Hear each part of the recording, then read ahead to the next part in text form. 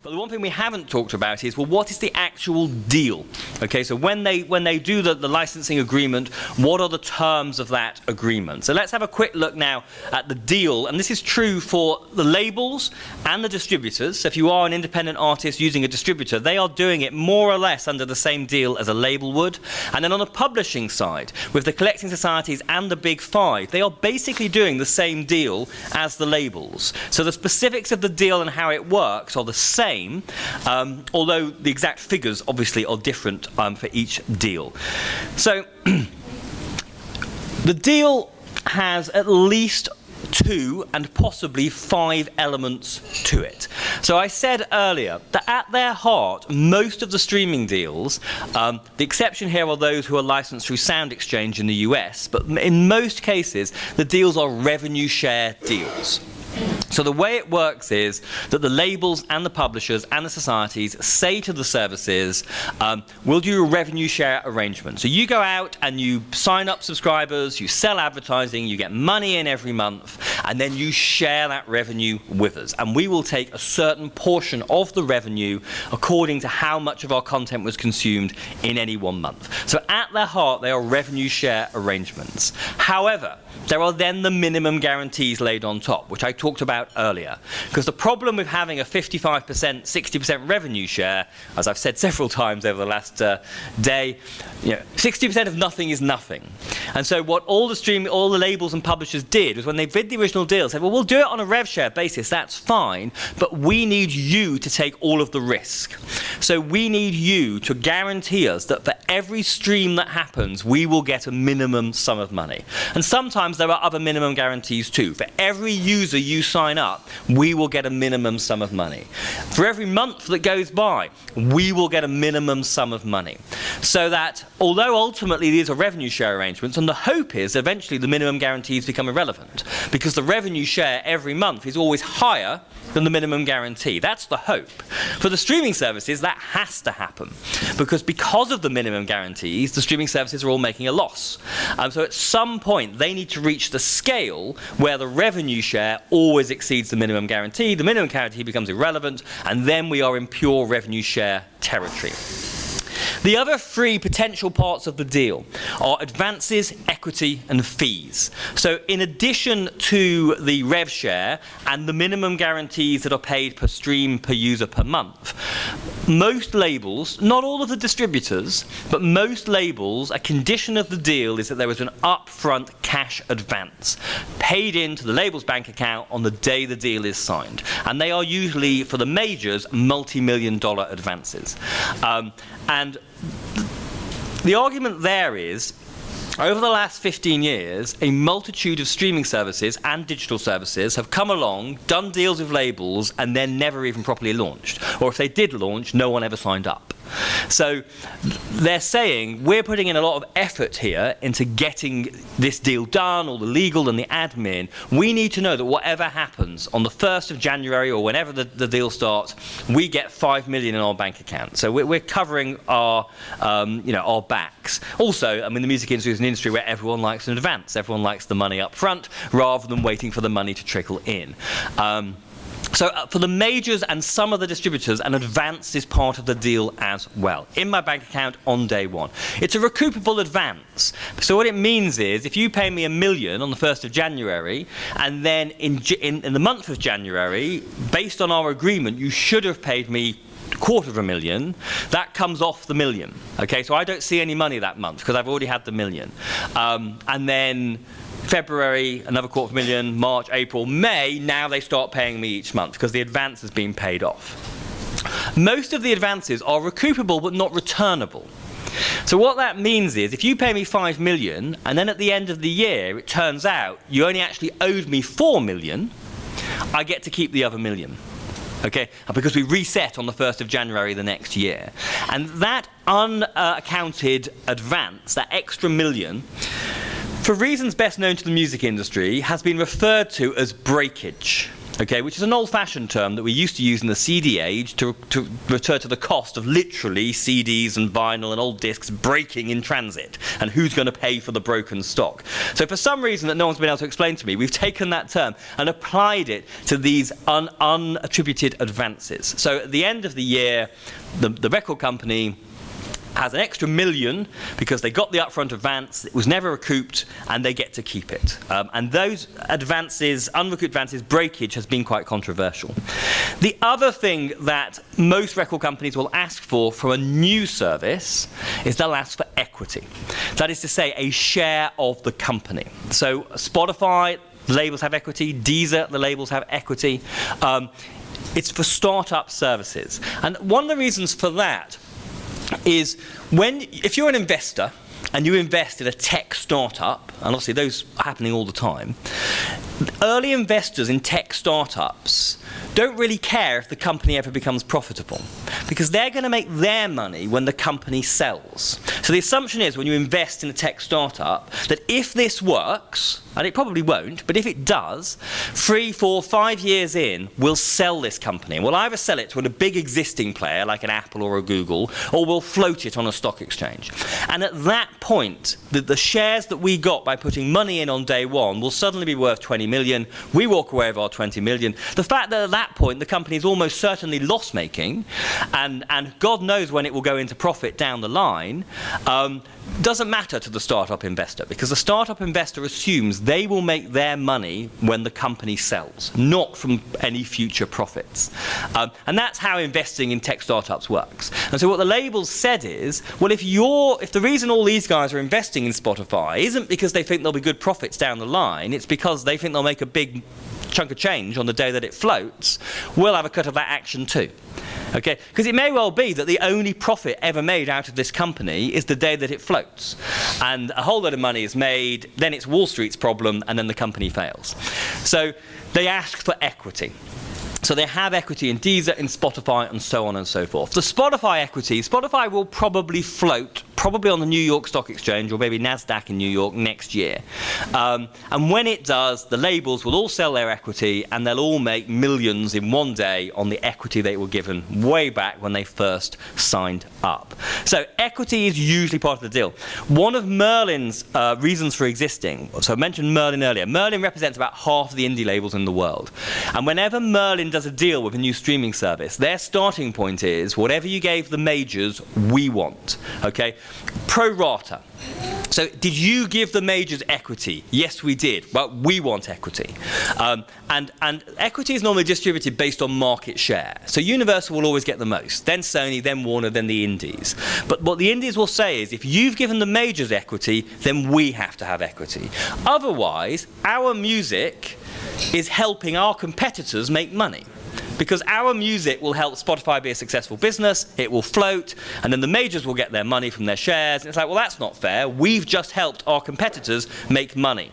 So if you've given the majors equity, we want equity too. And that's a breaking point for Merlin. If they won't pay equity, so when MySpace launched their music service, not that it ever came to anything, but when they did, they set it up as a separate company, and they gave the majors equity, and they wouldn't give the indies equity. And the indies refused to license. They said, that's it, we're not going to license you. So Merlin always insists on equity. The distributors in the main don't. And they will say that that strengthens their negotiating hand with the rev share and the minimum guarantees. The last part of the deal is fees. So labels will say to the service, there are certain admin fees, IT fees, technology fees that we're going to incur in order to provide our content to your service.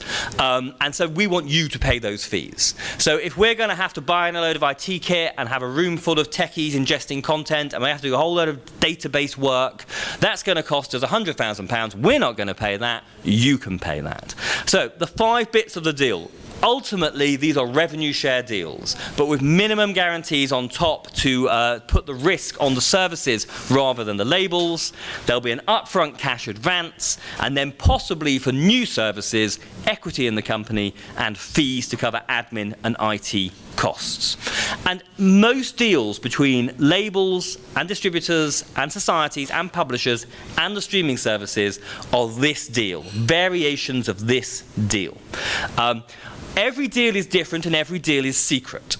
So when a label goes in, they assume that this is the deal. And so then the negotiations go along the lines of, okay, so we want a 58% rev share and we want a we want a 1 cent per stream minimum. And the service will say, well, we can't do that. And so the label will say, all right then, 60% revenue share, 0.6 cent minimum. And you play one off the other. And because there are various different, or you could say, all right then, we'll agree to that, providing we get a 5 million advance rather than a 4 million advance. And so you play off the different parts of the deal to try and get something that both sides can agree to. And the result of that is that most labels are on very similar rev share arrangements, but the minimum guarantees can vary greatly from label to label and distributor to distributor, as can the advances. Some labels will say, with a Spotify type service, the minimum will be different for free versus paid for. So the minimum guarantee on a freemium user is a lot less than the minimum guarantee on a premium user. Some labels will say, okay, but there are more freemium users than premium users. So we're going to ask for a slightly higher freemium guarantee, but we'll take a lower premium guarantee in return. Whereas other labels might say, do you know what, we're never going to make any money out of free. We're just going to write that off as a marketing expense. So we'll take a lower freemium minimum, but we want a higher premium minimum. And every label, every publisher, every distributor, every society does slightly different deals. The most important components of the deal are the rev share and the minima, or the minimum guarantees. Every deal is different and the rates are usually secret. This is a big bone of contention amongst artists because the deals are secret. And so the artists aren't allowed to know the specifics of the deal. They're allowed to know the structure because I've just told you the structure. But they're not allowed to know the specifics of the deal, even though they're signed to the label. If you're a Universal artist, you're not allowed to know Universal's deal. If you're a Sony artist, you're not allowed to know Sony's deal. If you are distributing through Believe, you're not allowed to know Believe's deal. And that's a big bone of contention. However, in the main, labels are generally looking for a rev share of between 55 and 60%. So Sony and Universal will almost certainly be on 60%. The smaller rights owners may be getting slightly less. The publishers will be somewhere between 10 and 15%, so mechanicals and performings combined. Whether that's coming through a society or through a publisher, there will be somewhere between 10 and 15%. The services are aiming to keep about 30% of the money. They've worked out that that is what they need in order to be a viable business. And it's sort of what the retailer used to take on a CD. So the DSPs say we need about 30%. Now, if you have the upper end of those two, you end up at 105%. So what the services are hoping is that across the board, they're getting to keep about 30% of the income. The problem is you layer the minimum guarantees on top, and actually Spotify last year kept 13% of its income rather than 30% of its income, because it was paying on minimum guarantee rather than rev share. And that's why Spotify is losing so much money. But ultimately, once the minimum guarantees become irrelevant, they'll be looking to keep somewhere between 25 and 30% of their money. The deals are secret. The deals vary from label to label. They also vary on all sorts of other criteria. So any one label, when they do the deal, the rates will be different for every country. They will be different for free users versus premium users. They will also be different for people who get it bundled in with a mobile package. They'll be different for people on a student discount. They'll be different for the people who get it bundled in with a newspaper. So every single manifestation of the service, the terms, the rev share, the minimum guarantee will be different. So they're quite complicated deals as well. But how do they know what to pay? Well, this is how it works. So at the end of every month, Spotify will look at every single stream that took place on its service in any one territory in the previous month. So let's take the UK. So at the end of the month, Spotify says, in the last month, okay, this many streams took place. So 1 billion streams happened in the UK last month. Of the 1 billion streams, 30% of those streams were of Universal Music released recordings. So we are going to allocate 30% of our UK revenues to Universal. So we had 1 billion streams, we made £10 million, okay, after the government takes their cut. So after sales tax. So we've got 10 million, 1 billion streams. Of the 1 billion streams, 30% was universal. So we're going to take the 10 million that we made and we're going to allocate 30% of it to universal. So that's 3 million. Okay? And we're on a 60% rev share with universal. So universal gets 60% of that 3 million. So that would be 1.8 million, I think, if my maths is right. And so that's how they work out what universal is due for that market for that month. They will also provide universal with a complete list of every single thing that was streamed that they own, so that then they know how to allocate the money internally, because bearing in mind they have to then share that money with the artists. So that is what's going on every month. In addition to that, at the end of the month they also say, okay, 30% of 1 billion, so that's 300 million streams for universal. What is our per play minima? Okay, so the per play minima multiplied by 300 million, is that more than the 1.8 million that we were doing on rev share? Because if it is, they pay a higher fee, and they have to find the money to make up the difference. So that's the thing that happens each month. So to conclude, the first question you ask at the end of every month is, how much net revenue did the DSP make? How many tracks did the DSP's digital service provider, remember, how many tracks did the DSP stream? What percentage of overall consumption came from your repertoire? What revenues can therefore be attributed to your repertoire? What revenue share have you agreed? Is that figure higher than what it would be to multiply the minima by the number of streams? If it is, you pay on the rev share, and if it's not, you pay on the minimum.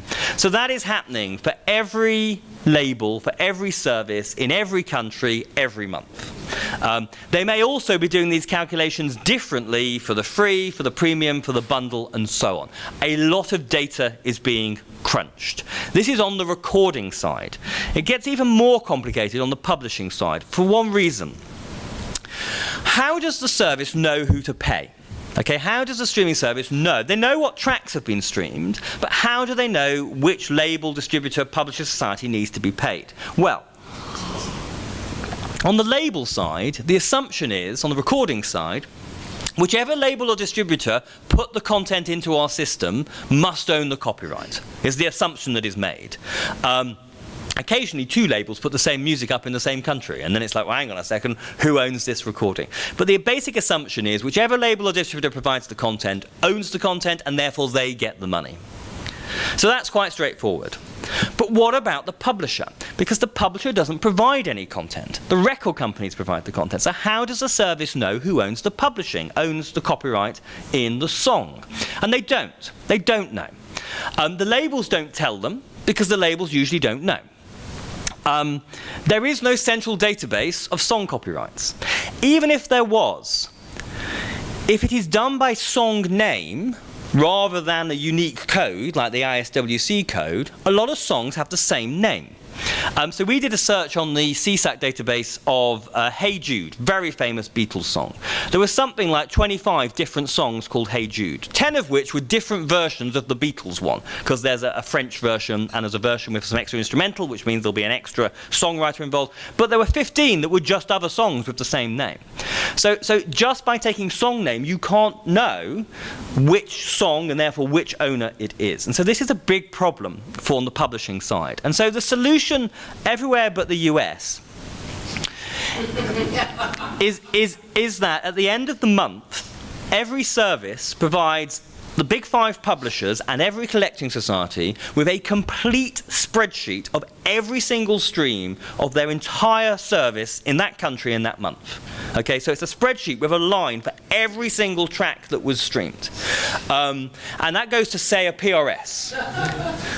PRS then have to crunch that data, okay? The spreadsheet is too big to open in Excel, okay? Because Excel can only open up to about 10 gigabytes. So you can't open it in Excel. So they have to have a database that takes that spreadsheet and goes through it line by line and says, that track, that's our song. That's our song, that's not our song, that's not our song. We've got 32% of that song, we've got 47% of that song, we've got 83% of that song, not our song, our song, our song, all the way through to the bottom of the list.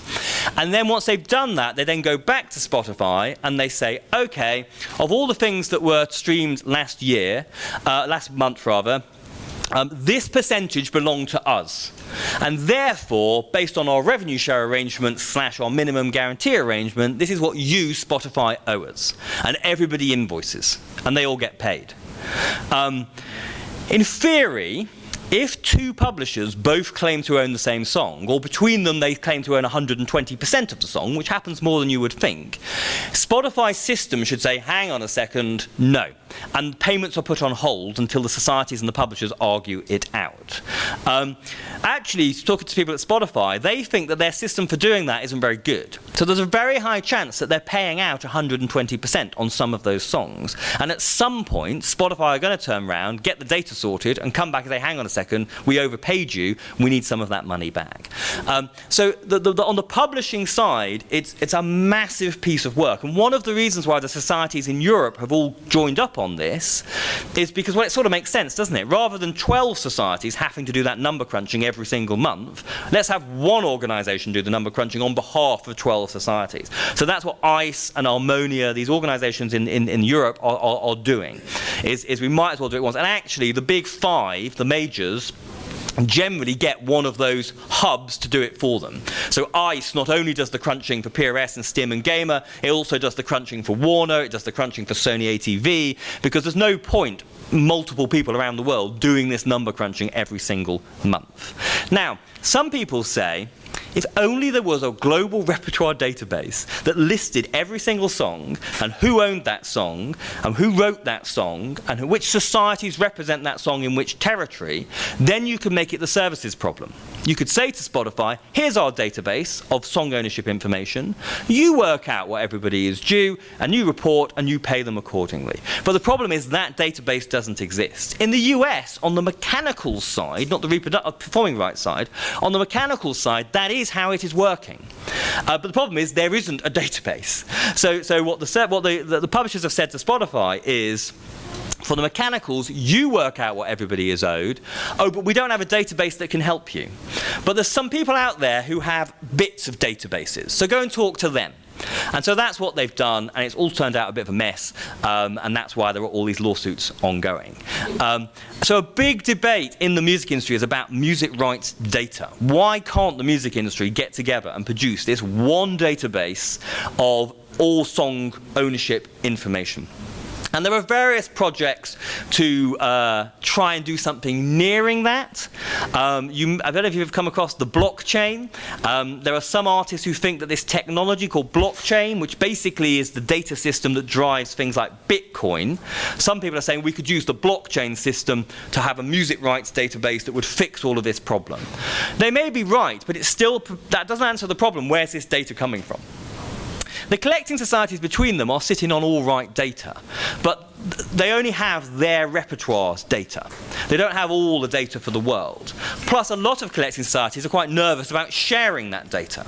So the data issue is a bit of a mess at the moment, and it's one of the things that lots of people, certainly on the publishing side, but also on the label side too, it's a big ongoing debate. Is there a solution to this?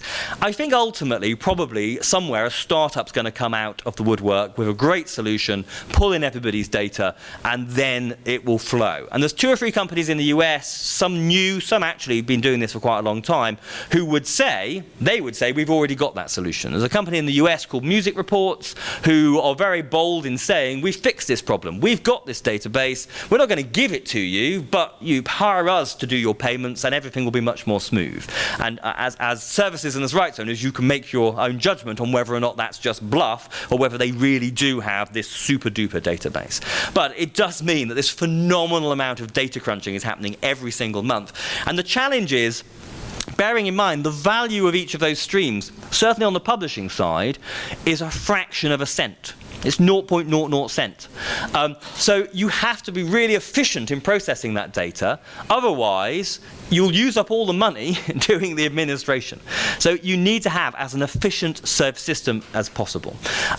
In the main, initially the societies really struggled with this. There was a few years at PRS where insiders told us that the database, every time they try and run it, it just crashed, because the database was built to process radio data. And so every month it was a massive headache to get the database to process it. But they've spent a lot of money building a new database. Some people say it's brilliant and it's fixing it. Other people say we're not convinced by this new database. We still think that there are challenges there.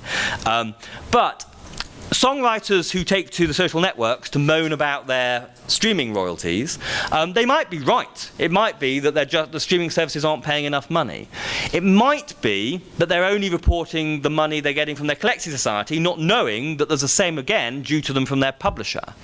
It may be that this inefficient system means somewhere there are thousands of dollars sitting in limbo that just aren't reaching the songwriter. And it takes a publisher or an auditor somewhere to go through every line of data and find that money. So the inefficiencies in the system could be why some songwriters are getting less money than they think. It could also be that they're not actually getting streamed that much. That's the other side of it.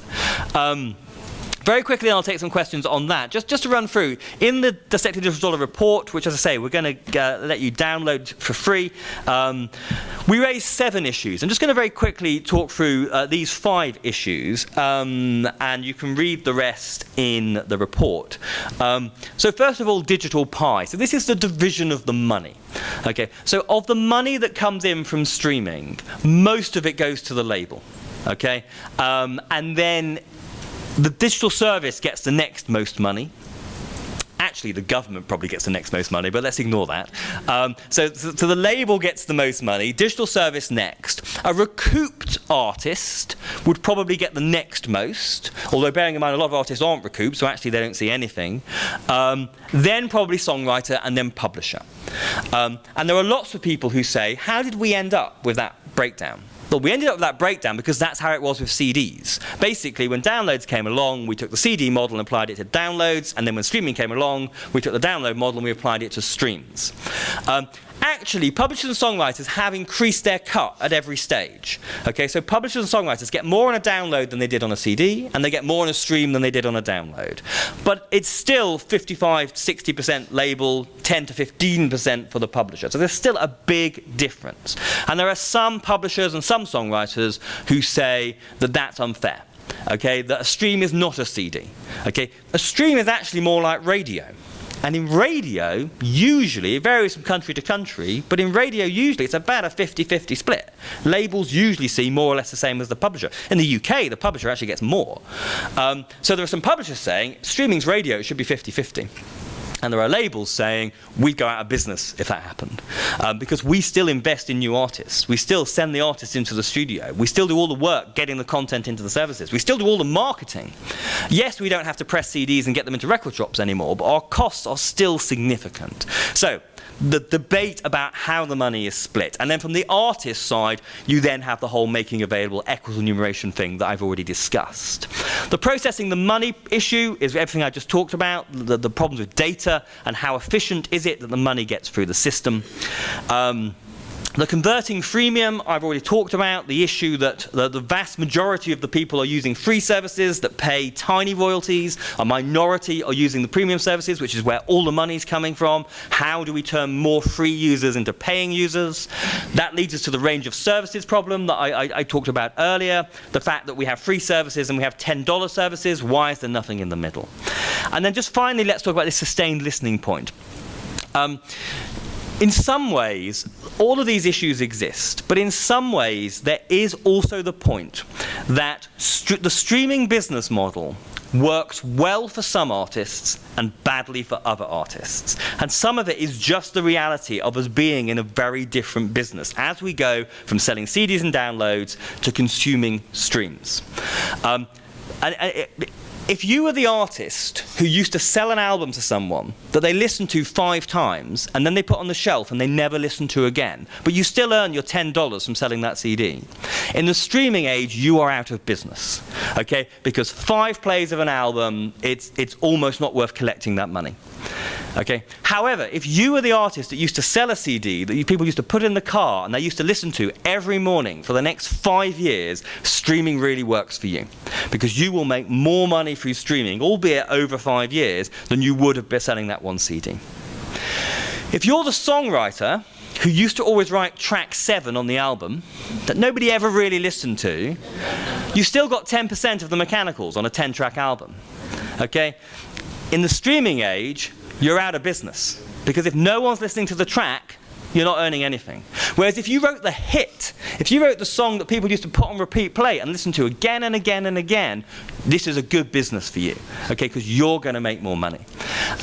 Now, it has to be said that the whole model has been structured to the benefit of hit writers and big rights owners, because it was the hit writers and the big rights owners that set this model up. It may be that the independents and the more grassroots artists need to push back on that, although I don't know what they can do about it as it currently stands. But what it means is that the model favours hit writers and people whose music you listen to again and again and again. And it brings us to this point of sustained listening, and this also has an impact on the marketing. The music industry still does its marketing as if it's selling CDs, and in some cases they are still selling CDs, or they're selling downloads. But most record companies, and indeed artists when they're doing it themselves, you put out an album and your message to your fans is buy my record. In the streaming age, that doesn't make sense. There's no such thing as buy my record.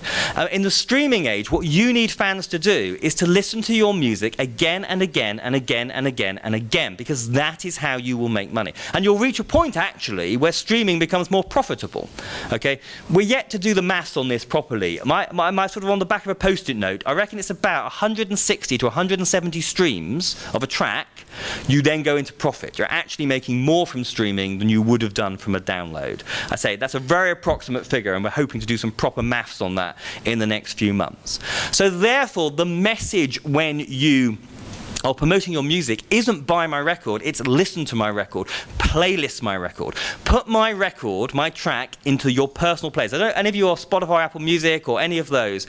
You can set up playlists, and that's what most users do. And they will have the at the gym playlist, they'll have the long drive playlist, they'll have the first thing in the morning playlist, they'll have the late night playlist. And what you need is for people to put your music into those playlists that they come back to every single day of the week. So you're driving more and more listening. And you want people who share their playlist to put your music in there, so that then their friends hear that music, and then they might put it into their personal libraries as well. And so in the music industry now, there's a shift in the way that we market. And it's going from saying, buy my record, to playlist my record. Okay? Get my track into as many playlists as possible. Most of the streaming services also have algorithms that if they see tracks being added to lots of playlists, it then starts automatically applying it to other playlists. So there's a bit of momentum going there. If you can get 1,000 people to all add your track to their playlist in 1 week, the Spotify system will go, oh, we should be something's going on here. We're going to start automatically applying it to other playlists. So everyone in the music industry is talking a lot about playlisting and how do we get our tracks onto playlists. And most of the majors now are setting up new teams of people who are in the playlisting game. Anyone can have a playlist on a Spotify or an Apple Music, although the big playlists are owned by Spotify and Apple Music. So really, if to get traction on Spotify playlists, you need to be on the Spotify-owned playlists. And the same with Apple Music. So you've got a whole new bit of PR now going on, where the labels, as well as trying to get coverage in newspapers and magazines and blogs and websites, as well as trying to get their music played on TV and radio, are now trying to get their music playlisted in a Spotify or an Apple Music or a Deezer, to drive those listens, because if you don't get listening again and again and again and again and again, this business ain't going to work for you from a recording side. So that's the challenge of sustained listening. That's all I have to say about digital market. I have more to say about direct to fan, but before that, I'll take any more questions on streaming, if there are any. Question. Internet radio. I wondered if there are collective agreements regarding that. And when you say internet radio, you mean like a conventional radio station, but broadcasting on the internet rather than through AM/FM? And there are just some that broadcast on the internet alone? So generally internet radio is just treated as radio. So usually it's just licensed as if they were radio stations, so therefore through the collective licensing system. It will vary from country to country, but that's generally how it's done. If it's an online radio station, but it is a classic radio station with DJs playing music, it will be licensed through the collective licensing system. There's then the issue that internet radio stations are global, and radio licensing was only ever done on a territory-by-territory basis. So there are a lot of services that are paying into their local societies, which technically, possibly, they shouldn't be doing, because their audience is global.